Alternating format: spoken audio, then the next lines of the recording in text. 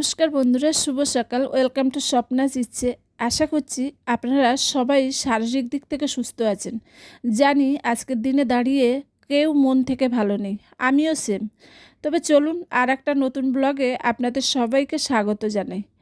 আজও সেই কালকের মতো গরম গরম ভাত, একটু মুসুরির ডাল সিদ্ধ, তার সাথে আলু সিদ্ধ দিয়ে খেয়ে নিলাম। এটা সকালে বেশ খেতে কিন্তু খারাপ লাগে না, বেশ সুন্দর লাগে। একবার আপনারা যদি না খান না, ট্রাই করে দেখবেন।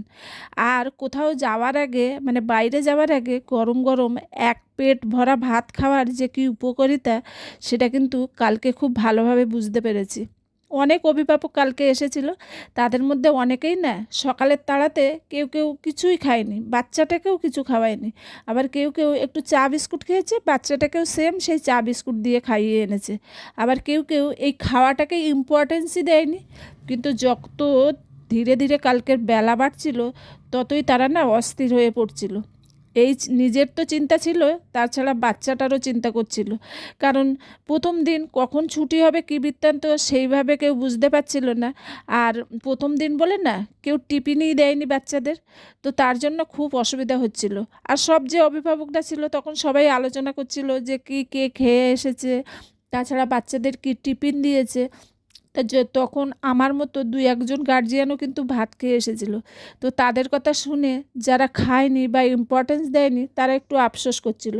বলছিল না সব থেকে ভুল করেছি, একটুখানি তাড়া থাকলেও যদি প্রেশার কুকারেও ভাত করে খাইয়ে দিতাম খুব ভালো হতো। কিন্তু কালকের থেকে এই ভুল আর করব না। বাচ্চাদের অন্তত তাড়া থাকলে প্রেশার কুকারে একটু অল্প করে ভাত ডাল বসিয়ে দেবো, সেটাই খাইয়ে নিয়ে আসবো।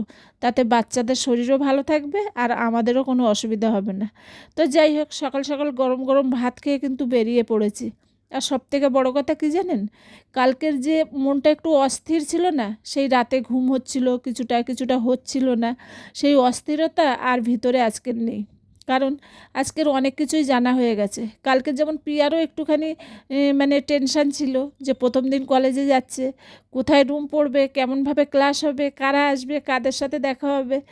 যেদিন ওরিয়েন্টেশনে এসেছিলো সেদিন তো মানে সবার সঙ্গে তো ভালোভাবে পরিচয় হয়নি, তাই ওরও যেমন টেনশান ছিল আর আমার তো ছিলই।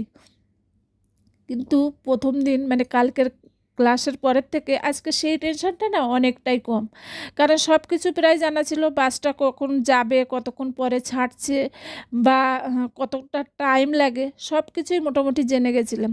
তাই আজকে না একদম কাটায় কাটায় যে টাইমে অ্যালার্ম দিয়েছি পাক্কা 6টায় ঘুম থেকে উঠেছিলাম। উঠে আমি ফ্রেশ হয়েছি, তারপরে প্রিয়া ফ্রেশ হয়েছে। তবে কালকে অনেকটা তাড়াতাড়ি উঠেও যেন কেমন বেরোতে লেট হয়ে গেছিলো। আর আজকে একদম ঠিক টাইমে উঠেও কিন্তু কোনো লেট হয়নি, আগে আগে বেরিয়ে পড়েছি। আর আগে আগে যেমন বেরিয়েছি না, এসে আমাদের মানে একদম বাড়ির সামনে থেকে যে বাসটায় উঠতে হয় সেই বাসটাও দেখলাম দাঁড়াতেই সাথে সাথে চলে আসলো। তো টাইমটা না একদম নষ্ট হয়নি, আর অনেকটা আগেই পৌঁছে গেলাম। আর আমাদের বাড়ির থেকে বাসটা এই যে এইখানে আসতে, এখন যেখান থেকে যাচ্ছি সেখানে আসতে মাত্র 10 মিনিট লাগে, 10 থেকে 11 মিনিট। তো ওই বাসটা আসতে অতটা প্রবলেম হয় না, জায়গাও পেয়ে যায়, ভিড়ও থাকে না, আর অল্প টাইমের ব্যাপার, তাই অত টেনশন থাকে না। কিন্তু এইখান থেকে যে বাসটা যাই, কালকে তো এই বাসটায় টাইম লেগে গেছিলো প্রায় প্রায় 2 ঘন্টা, ওই 1 ঘন্টা 50-55 মিনিট। রাস্তায় জ্যামও প্রচুর ছিল, মানে বাসটায় ভিড়ও ছিল। তবে এই যে উঠেই বসার জায়গা পেয়েছিলাম, যেহেতু আমরা স্ট্যান্ড থেকে যাই, তো তার জন্য বসার জায়গার একটু অসুবিধা হয় না। তো আজকে না কালকে 8টা 16 বাসটায় গেছিলাম, আজকে দেখলাম যখন বাস স্ট্যান্ডে পৌঁছেছি তখন পুরোপুরি 8টাও বাজেনি। মানে আমাদের যখন বাসটা ছেড়েছিল না তখন ওই মাত্র 8টা বাজে, মানে 8টার বাসটায় গেছিলাম। তবে 8টার বাসটায় যেতে না একটা জিনিস হয়েছে দেখলাম, যেটা ভিড়টা তো ছিল মোটামুটি, কিন্তু রাস্তার জ্যামটাও একটু কম ছিল। তো যাই হোক, কালকের কথা আপনাদের বলি। কালকের অনেক কথা তো আমি অন্য কথা বলেছিলাম বলে কালকে কী ঘটেছে সেটা বলতে পারিনি। তবে আজকে মনে হলো সেই কথাগুলো যদি আপনাদের সাথে একটু শেয়ার করি। অ্যাকচুয়ালি কী জানেন, প্রিয়ার ছোটোবেলাটা না একটু অন্যরকমভাবে কেটেছে। আমি অ্যাকচুয়ালি অনেক বন্ধুরা হয়তো জানেন না, তাই আমি কথাটা বলছি। আমি তো এখানে থাকি না, আমি উড়িষ্যাতে থাকি। আমার হাজব্যান্ড ওখানে সার্ভিস করে, তো হাজব্যান্ডের মানে সার্ভিস চাকরির সূত্রে ওখানে থাকে। আর ওদের ছোট থেকে বড় হওয়াটাও উড়িষ্যাতে। মানে প্রিয়ার যখন 1.5 বছর বয়স তখন আমি উড়িষ্যাতে চলে যাই একদম পার্মানেন্টলি। হ্যাঁ, বাড়িতে আসতাম তখন তো সেটা ওকেশন ওয়াইজ কিংবা বাচ্চাদের ছুটি থাকলে এই ঘুরতে অতীতের মানে যেমন অতিথি হয় না, সেই অতিথির মতো ঘুরতে আসতাম। কিন্তু অ্যাকচুয়ালি ওদের ছোট থেকে বড় হওয়া, স্কুল, সমস্ত অ্যাক্টিভিটিস সব কিছু ওই উড়িষ্যাতে কেটেছে। আর আমি যেখানে থাকি সেটা হচ্ছে একটা মানে আমার হাজব্যান্ড যেখানে সার্ভিস করে সেই কোম্পানির টাউনশিপের ভিতরে। তো ওর এলকেজি থেকে পুরো একদম ক্লাস 10 অবধি ওই টাউনশিপের ভিতরেই স্কুলে ওর পড়াশুনো হয়েছে। যার জন্য না বাইরে বেরোতে হয়েছে, না বাইরের দৌড়ঝাঁপ, জ্যাম, ভিড়ভাট্টা এসবগুলো কোনো দিন ফেস করেনি। তারপর 10 এর পরে বাইরে পড়েছে, মানে বাড়ির থেকে যেত। কিন্তু কী হতো বলো তো, ওটাও সেই আমাদের বাড়ির সামনে থেকে একদম স্কুল বাসে উঠতো আর কলেজে মানে সরি স্কুলের সামনে গিয়েই নামতো। আবার আসার সময় সেম। তো ওখানেও ও ভালোভাবে বুঝতে পারেনি। সেই বাড়ির থেকে যেতে ওর ওই 10 থেকে 12 মিনিট লাগতো। আর আসতেও ওই 10 থেকে 12 মিনিট। তো সেই সময়টাও না ও এইসব কক্ষনো ফেস করেনি। আর যখন গ্র্যাজুয়েশন করলো মানে বিবিএ কমপ্লিট করলো, সেই 3 বছরও ও হোস্টেলে থেকে পড়াশুনো করেছে। হোস্টেলটাও ছিল একদম কলেজের গ্রাউন্ডের ভিতরে। জাস্ট হোস্টেল থেকে বেরিয়ে ক্যান্টিনে খেয়ে কলেজে পৌঁছাতে ওই 50 পাও যেতে হতো না।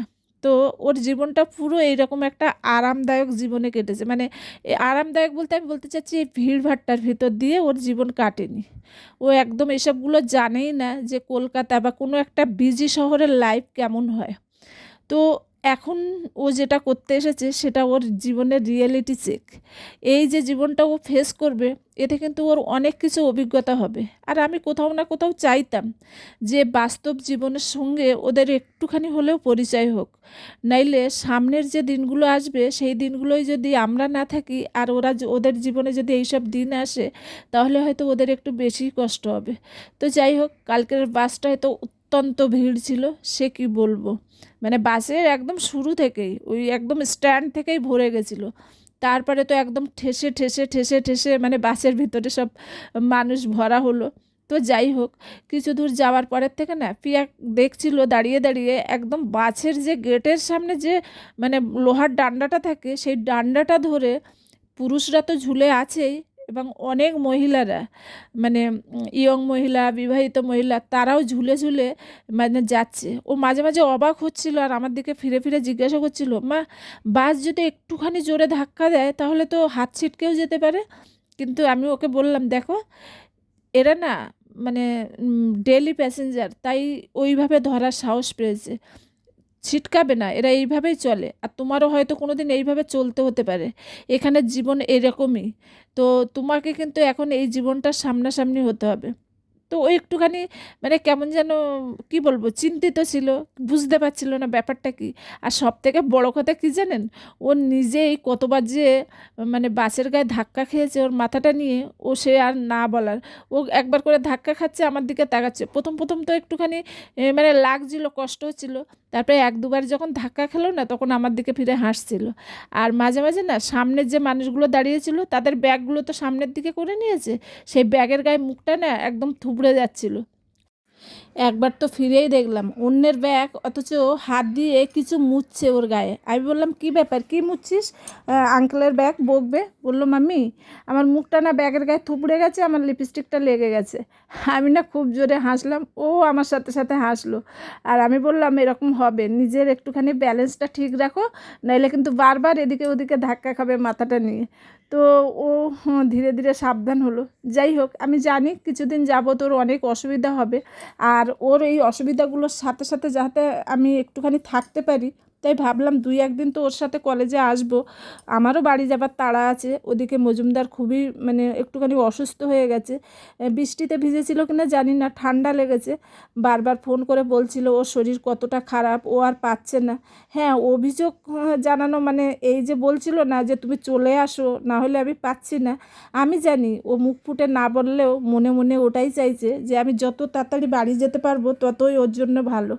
কারণ শ্রেয়া আছে। আমি জানি শ্রেয়ার জন্য ওর অতটা প্রবলেম হবে না, কারণ ও নিজেরটা নিজে করে নিতে পারে।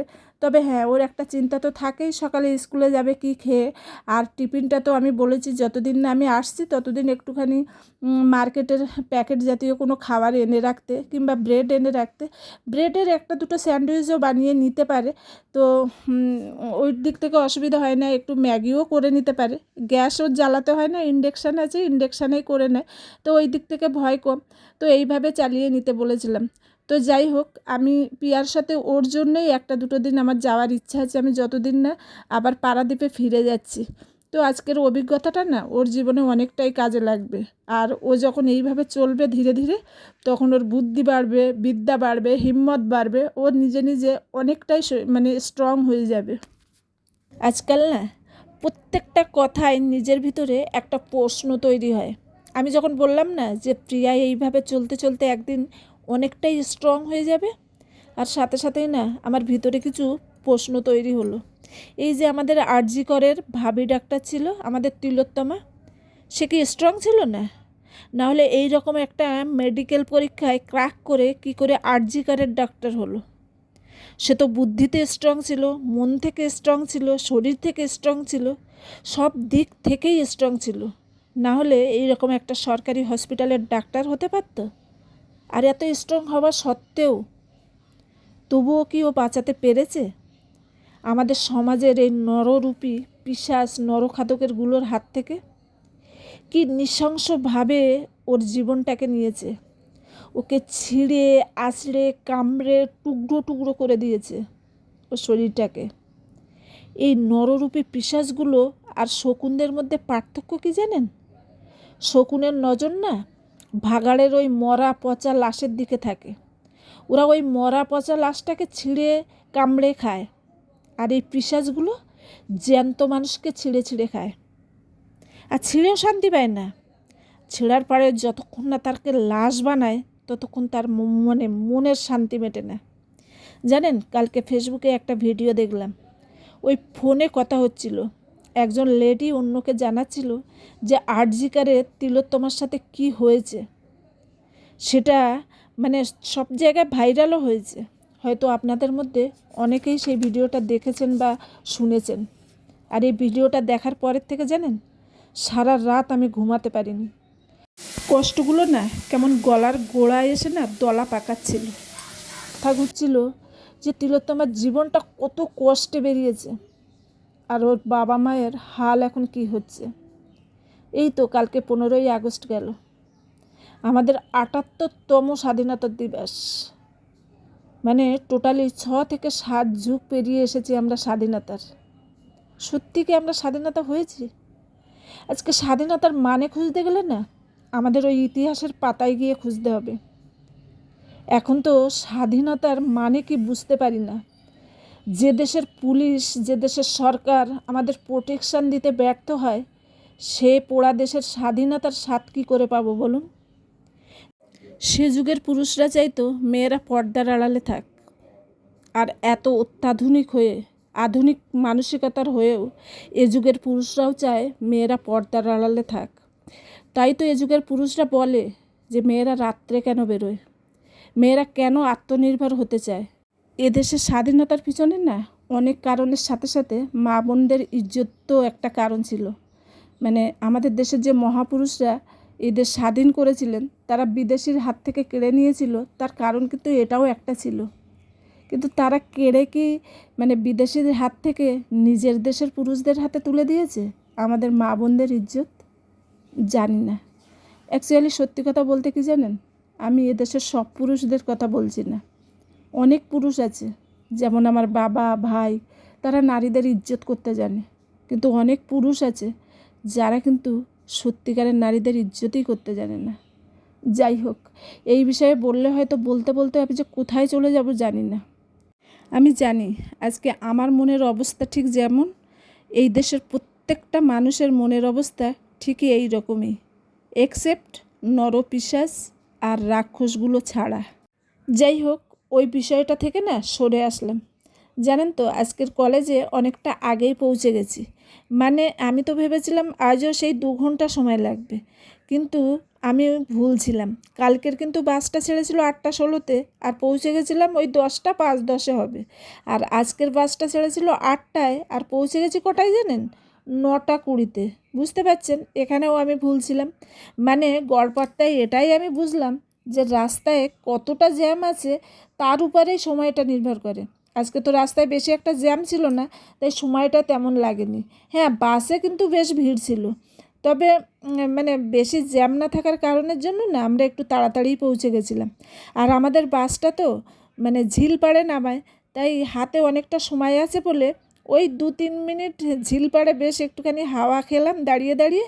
আর তারপরে একটু পিয়াকে নিয়ে ফটো সেশনও করলাম। পিয়াকে বললাম একটুখানি সেলফি উঠা না, বেশ পিছনের সিনারিটা খুব সুন্দর। তো প্রিয়া আমাকে দুটো একটা ফটোও উঠিয়ে দিল। আর বাসের ভিড়টা না আমি দেখেছি বিশ্ব বাংলার থেকে না একটু একটু করে হালকা হতে শুরু করে, আর কলেজ মোড়ে এসে পুরোপুরি একদম ওটা বলতে গেলেই খালি হয়ে যায়। তো যাই হোক, সেই 9:30টার দিকে কলেজে এসে পৌঁছালাম। আর যারা দূরের বাচ্চা না তারা অনেকেই একটুখানি মানে আগে আগে চলে এসেছে, ওই আমার মতো অবস্থা হয়েছে আর কি। তো কলেজে পৌঁছাতেই প্রিয়া উপরে চলে গেল আর আমি রেস্টরুমের দিকে চলে গেলাম। ভেবেছিলাম কালকের তো অনেকের সাথে পরিচয় হয়েছে, আজ আর কোনো প্রবলেম হবে না। কিন্তু রেস্টরুমে গিয়ে দেখলাম যে কজন এসেছেন তাদের কাউকেই আমি চিনি না, ওনারা সবাই নতুন। প্রথম প্রথম তো একটুখানি অবাকই হচ্ছিলাম যে ব্যাপারটা কি হলো। কালকের মানে প্রথম দিন কি বাচ্চারা কলেজে একা একা এসেছে, আর আজ সেকেন্ড দিনে কি অভিভাবকরা সাথে এসেছে, এ আবার কেমন হলো। কিন্তু একটু একটু কথা বলতেই বুঝতে পারলাম অ্যাকচুয়ালি কালকে সবার কিন্তু প্রথম দিন ছিল না কলেজের। মানে কালকে কিছু বাচ্চা ছিল, আজও কিছু বাচ্চা আছে যারা একদম নতুন, আজকেই তাদের প্রথম কলেজ। তো তখনই ভালোভাবে বুঝতে পারলাম ব্যাপারটা কী হয়েছে। তারপরে ওই 2-3 জন পরপর ধীরে ধীরে মানে কালকের যারা পরিচিত ছিল তারা এসেছিল। তারপরে তো বেশ গল্প গুজবের সময়টা বেশ কাটছিল ওদের সাথে। আর একটুখানি কালকের আর আমি না কফি স্যান্ডউইচ কিছুই খাইনি, কারণ আমার সাথে যে মানুষটার পরিচয় হয়েছিল বেশ ভালো মানে বন্ধুত্ব হয়ে গেছিলো ওর। কালকে বৃহস্পতিবার, তাই একটু উপোস ছিল, তো তার জন্য না ও কিছু খেলো না, তাই আমি আর কিছু খেলাম না। ওই ডাব, তারপরে একটু লাড্ডু এইসব খেয়েই বেশ দিনটা কাটালাম ভালোভাবে। তারপরে তো পিয়া মাঝখানে যখন টিফিন টাইম ছিল মানে ব্রেক ছিল কিছু টাইম, ও এসেছিলো, আসার পরে ওকেও স্যান্ডউইচ দেওয়া হলো। তো ও চিকেন স্যান্ডউইচ খেলো, খেয়ে উপরে চলে গেল। তারপরে বেশ কিছুক্ষণ পরে ও ছুটি হতে আর আমি বেরিয়ে পড়লাম। আর সবথেকে একটা খারাপ ব্যাপার দুদিনেই কী হলো জানেন, মানে এত অভিভাবক থাকে কিন্তু ছুটি হওয়ার সময় লাস্টে সেই আমিই থাকতাম। তারপর প্রিয়ার ছুটি হলো প্রায় 4টের সময়। আর ছুটি হতেই প্রিয়া মানে যার আন্ডারে কলেজে অ্যাডমিশন নিয়েছিল ওনার সাথে একটু দেখা করলাম, কিছু দরকারি কথা ছিল সেই কথাগুলো মিটালাম। তারপরে তো ফের সেই একই রাস্তা দিয়ে বাড়ির পথে রওনা দিলাম। আর টাউনশিপে ঢুকতেই না দেখি দোকানটায় না কচুর পাতা বিক্রি হচ্ছে, আর কচুর পাতা দেখে সত্যিই লোভ সামলাতে পারলাম না। অনেক একটা আকাঙ্ক্ষিত জিনিস জানেন তো, মানে আমি যেখানে থাকি সেখানে তো পাওয়া যায় না, আর সেই ছোটোবেলায় গ্রামে খেয়েছি, তারপরে আর আমি খাইনি। তো এই কচুর পাতাটা নিয়ে নিলাম, সুযোগ আর ছাড়িনি। তারপরে তো বাড়ির দিকে রওনা দিয়েছি। তো ভিডিওটা কিন্তু আর বড় করব না। যদি আমার ভিডিও আপনাদের ভালো লাগে তাহলে অবশ্যই লাইক কমেন্ট শেয়ার করবেন। তবে আজকের মতো এখানেই রাখছি, আবার আসবো আর একটা নতুন ভিডিও নিয়ে। ততক্ষণ জন্য আপনারা সবাই কিন্তু ভালো থাকবেন।